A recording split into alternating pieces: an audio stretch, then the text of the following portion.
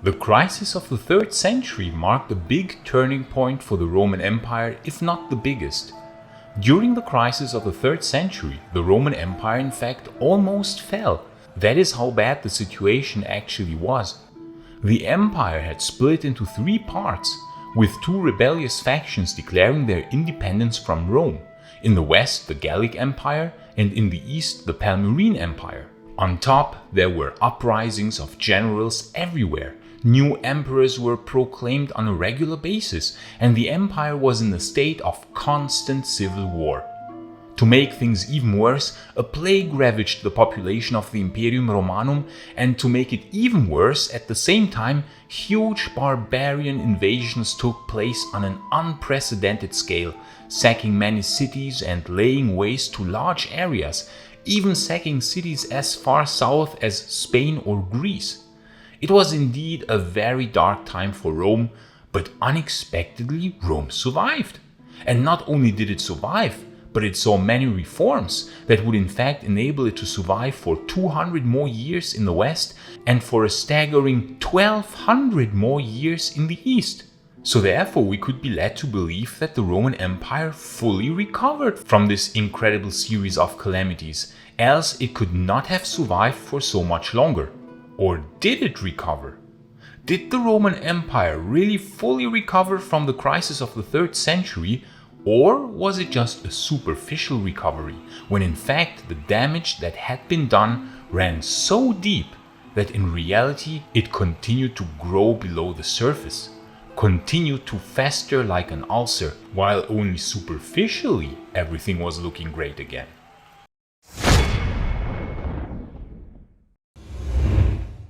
I often think how it is possible that the Roman Empire survived the crisis of the 3rd century. If I would have to put probabilities on the empire surviving such an insane series of calamities, I would have said maybe 20% tops. And yet, not only did it survive, but it survived for 1,200 more years, which is a bit longer than from the founding of the city of Rome until the crisis of the 3rd century itself. So the crisis of the 3rd century would actually mark only the midway point, or a bit before the midway point of the entire 2,200-year history of the Romans, that spanned from the founding of Rome until the fall of Constantinople or its last rump states. So we would be led to believe that the incredible luck that the Romans had, namely to spawn a series of very capable emperors who were exactly at the right place at the right time, fixed all the problems of the empire. There was heroic Emperor Gallienus, who managed to reign for an incredible 15 years in that chaotic time, which is an achievement in itself, when everybody would normally not last even a few years before being killed either by the Praetorian Guard, or by angry soldiers, or by a rival. Gallienus defeated many invading Germanic tribes and also was the one to realize the importance of cavalry, creating the first dedicated cavalry corps. Then there was Claudius Gothicus, who successfully fought against the Alemanni and decisively defeated the feared Goths. Then the legendary Aurelian himself, who in the time span of only 5 years reunited the empire, defeating both split-away empires and also defeating the Goths, Vandals, Jutungi, Sarmatians and Carpi.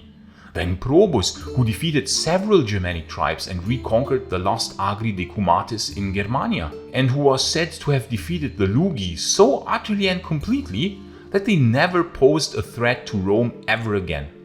And lastly, of course, Diocletian himself, who with his far-reaching reforms seems to have stabilized the empire to such a degree that it would thus return to some form of normalcy for about 100 years.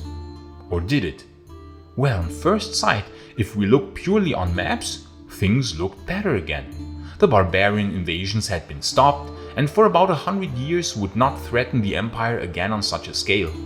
Then the empire had been split into 4 parts, and later into a western and eastern part, in order to allow for a more efficient government, hence reducing the likelihood of constant civil wars, at least in theory.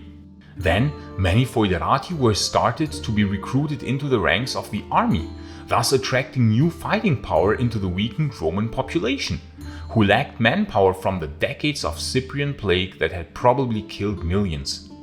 Then the army had been reformed into the comitatensis and limitanei system, away from the old legion and auxilia system, which was far more rigid. The equipment had also changed to be easier to manufacture and not as intensive to maintain. Cavalry was made much more important since Gallienus. All this had created the late Roman army system, which was incredibly effective, as it was able to be more mobile and hence deal with threats very quickly throughout the entire Roman Empire. Then the rampant inflation that had plunged many people into poverty was being halted, at least on the surface. So hence we are led to believe that everything was looking great again for the Roman Empire. However, the crisis of the 3rd century was not really the cause, as it was much more a symptom of the underlying systemic problems that the Roman Empire intrinsically had since it was founded. Because actually there was already in the 2nd century what we could call a mini-crisis of the 2nd century, where events spiraled almost out of control in a similar way. I talked about it in this video here. Already then, it was only with great difficulty that this crisis could be overcome. And this was already a warning shot that the Roman Empire had some deep systemic flaws. These flaws were superficially overcome after the crisis of the 3rd century, but in reality, some things were never really solved and some things got even worse. And if you are a Rome nerd like me, and chances are pretty high that you are if you are watching this video, then you might be interested in the incredible rings and other Roman accessories which the SPQR Shop is building. They make legionary rings, they make rings with different themes, they even make coin replicas, statues, pendants, attributes and terracottas. And the most incredible thing is that they handcraft every single piece. That's right, this is really high quality handcrafted material. There's really no better present for yourself or someone you know who might be a Rome fan. I put the link to their shop in the video description and into the pinned comment, and with this link you can get a 10% rebate on every purchase if you type in the rebate code Maiorianus. So go and check out their assortment, it's really quite incredible. So back to the unsolved problems of the Roman Empire. 1. Monetary stability and huge military expenses. We think that the problem of the debasement of the Roman currency was overcome after the crisis of the 3rd century, but in reality, it never was. All efforts to stop the worsening economy had been in vain, and if, then they were only temporary. The coins after the year 300 stabilized maybe for a while, but the emperors still had to continue to use less and less gold and silver per coin, hence the quality of coinage would further drop. The problem was that in the crisis of the 3rd century, caused by the Cyprian plague and entire landscapes being devastated by barbarian invaders, many gold and silver mines were actually given up. The large gold mines in Hispania had already been abandoned in the crisis of the 2nd century, and many of the other mines were now laying empty or had already been used up. But the problem that the huge army demanded a lot of pay was never solved. It is believed that sometimes up to 70% of the entire tax revenue of the Roman Empire was used to maintain the army. Think about that for a moment, 70% of the entire tax revenue of the Roman Empire only to upkeep the army. Now combine that with empty gold and silver mines, and with the problem that new gold and silver could only be gained by conquering new enemy territory, and you get the picture. The only way out then was to continue debasing the currency, which is exactly what happened in the 4th and 5th centuries AD. This of course created further inflation, economic instability, and hence unhappiness of the population, which in their utter desperation started to turn away more and more from the ancient cults and worship new gods or a new god, which created a whole new set of problems, for example leading to a strong polarization of society. And it of course further exacerbated the problem that the army would receive lower and lower quality coins, which in fact meant that a late Roman soldier would effectively earn less than an early Roman soldier who was still paid in high-quality coins in the 1st and 2nd centuries AD. And this in turn meant that finding new recruits was getting harder and harder. For which Roman wanted to risk his life for not even half the pay than what an early Roman legionary had received back in the good times? That is why less and less Romans were willing to join the army, and that is also a reason why more Germanic mercenaries had to be recruited, which of course led to a whole new series of problems. So you see, neither the debasement of the currency was ever solved, nor the problem of the lack of new gold and silver mines, nor was the problem ever solved that the Roman army needed such an incredibly high amount of the budget of the entire empire to function properly. Hence, this problem continued to fester and to fester below the surface, and thus it was only a matter of time until the next external crisis would hit that would brutally lay bare these never solved problems. Second, coherent defense strategy.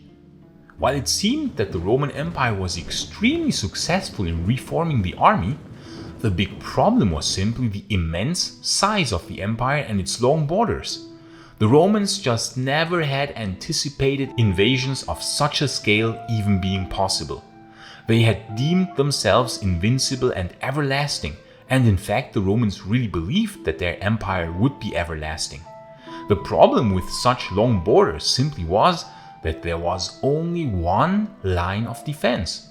Along the Rhine River, for instance, along the border to the wild lands of Germania, there was of course a series of military forts, so-called castellums, and watchtowers and wall systems. And this of course worked well for a long time. However, if for some reason a Germanic tribe would somehow manage to overcome these defenses, there was no real secondary line of defense. After that one single line of defense, there was just open country, which just lay there ripe for the taking. Nay, more, because of the excellent Roman road network, invaders could actually comfortably travel throughout the empire at great speeds once they had broken this one initial line of defense. Sure, there were other military forts here and there, but they were too scattered, and so the main Comitatensis army had to be called in order to deal with these invaders. But by the time the main army arrived, the invaders had already probably sacked countless cities, and this problem was never solved. It became very apparent in the early 400s when time and time again Germanic invaders managed to penetrate deep into Italy, where they were defeated by the heroic Magister Militum Stilicho only with great difficulty. And it became very apparent when after 406 AD many Germanic tribes had managed to break the Rhine defenses and pour into Gallia. Once they had managed to overcome the Rhine defenses, there was just open land for them which they could traverse unopposed. The Romans had never managed to build a secondary or third line of defense in order to slow down the advance of possible foreign invaders. The same problem could be witnessed in the far east of the empire, where entire areas of land regularly were conquered and lost and reconquered again from the Persians in long and draining wars. 3. Lack of succession system. But for me, the biggest problem of the Roman Empire was that there was never a coherent succession system. The Romans had never managed to establish an ordered succession system from one emperor to the next without civil wars. Only briefly were the Romans able to do that, but also then only for a limited time. One of the best examples where it seemed that the Romans were finally able to establish an ordered succession system was in the golden era of the 5 good emperors. Then an adoption system had been briefly established, but as we know, it lasted for not even a century. And it then failed spectacularly, with a tyrant becoming emperor who would plunge the empire into chaos. But while the empire was still young and vital, a civil war here or there could still be stomached. But the problem was that as soon as other problems befell, especially large barbarian invasions and plagues, then it was really not the best time for succession wars between rival emperors. But this is exactly what happened. Already during the crisis of the 3rd century, a countless number of rival emperors and new emperors were being proclaimed left and right, and they fought against each other in bloody civil wars that cost countless Roman lives. Instead of uniting against a common foe, Romans fought Romans, and it was, as I said, only through sheer luck and an incredible series of capable emperors that the Roman Empire survived the crisis of the 3rd century. But this disordered and chaotic succession system was never solved.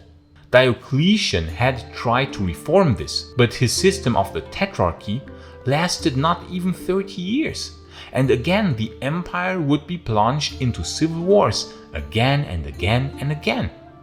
And while Germanic invaders were sacking the countryside in Gallia and Hispania after 407 AD, the Western Roman army was actually fighting at least as many usurpers as it fought against Germanic invaders. You can imagine how much manpower that cost in a time where such things were really the worst thing that could possibly happen. In a time where recruiting new Roman men got more and more difficult. In a time where the gold and silver mines had ceased to produce good output. So for me, it is this last point that was never successfully solved, which even after the crisis of the 3rd century was not solved, that then ultimately broke the neck of the Western Roman Empire. You could rightfully say that maybe the system of emperor itself was a bad system, and that Augustus himself was to blame. But we saw that the system of Roman Republic was also unstable. And even until the fall of Constantinople, even in the late Eastern Roman Empire, there were still usurpers. Of course, this list is not exhaustive, and in fact we could see with many more examples that the Roman Empire never really recovered from the crisis of the 3rd century. After that time, it is believed that the Roman population never again reached the highs it had seen in the 1st and 2nd centuries, before the Antonine Plague killed millions already in the 160s and 170s AD. Also, many cities that had been sacked and destroyed by barbarian invaders in the crisis of the 3rd century were never fully resettled and repaired, or if, then many times only partially. For instance, the city of Lutetia, modern-day Paris, never recovered from the destruction of the 250s and 260s, and half of the city was left lying empty and desolate afterwards. And this happened in many other cities of the empire, not in all but certainly in quite a few. Also, trade would never fully recover to levels from the 1st and 2nd century, and neither would the industrial output ever reach the levels again from the Pax Romana. We can see this impressively in Greenland ice cores, where air pollution dropped significantly in the 3rd century, meaning that industrial output went down and never went up as high as it had been in the 1st and 2nd century AD. Also, societal cohesion from that time onwards deteriorated more and more. New cults would rise up because people sought refuge in faith from these brutal events. And hence, Christianity rose to power already in that time, and it would upend the old ways of the Romans, leading to a societal polarization of unprecedented scale, which would make even the modern culture war look pale in comparison. And in general, the state became more autocratic, and lower-class people had less rights. So the crisis of the 3rd century not only caused real damage or damaged society in ways from which it would never fully recover, but it also laid bare the fundamental systemic problems of the Roman Empire. So we see that even though superficially the Roman Empire had managed to stabilize after the crisis of the 3rd century, in reality the fundamental systemic problems were never really solved. And hence naturally, of course, the Romans sooner or later started running out of luck.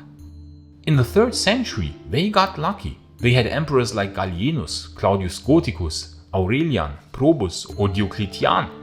But in the 5th century, they had Honorius or Valentinian III. You cannot always get lucky. And when you have a flawed system and you run out of luck, then disaster strikes brutally without remorse, laying bare all the systemic problems in a very visible way. So for me at least, while the Roman Empire learned some very important lessons in the crisis of the 3rd century, in other regards it did not, and hence the Western Roman Empire fell 200 years later. And for the same reasons, the Eastern Roman Empire also fell, because had there been a stable succession system, it too might have not had to fall at all, and there might still be an Eastern Roman Empire even today. And please like and subscribe so that you won't miss any future videos on the fascinating era of the late Roman Empire.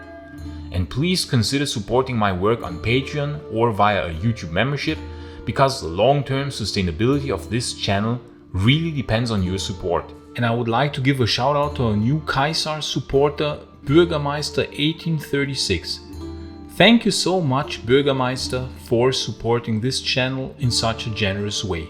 I really appreciate it a lot. This channel would not work without our amazing Patreon and YouTube members, and I want to thank each and everyone who is supporting this channel in any form. Gratias tibiago, amici. And if you want to learn more about the constant civil wars that basically broke the Western Roman Empire's neck, you can watch this video in the upper right corner. But if you want to learn more about the civil war of Constantine and Maxentius, you can watch the other video in the lower right corner. I say thanks again to all friends of Roman history, gratias tibiago and bene valete.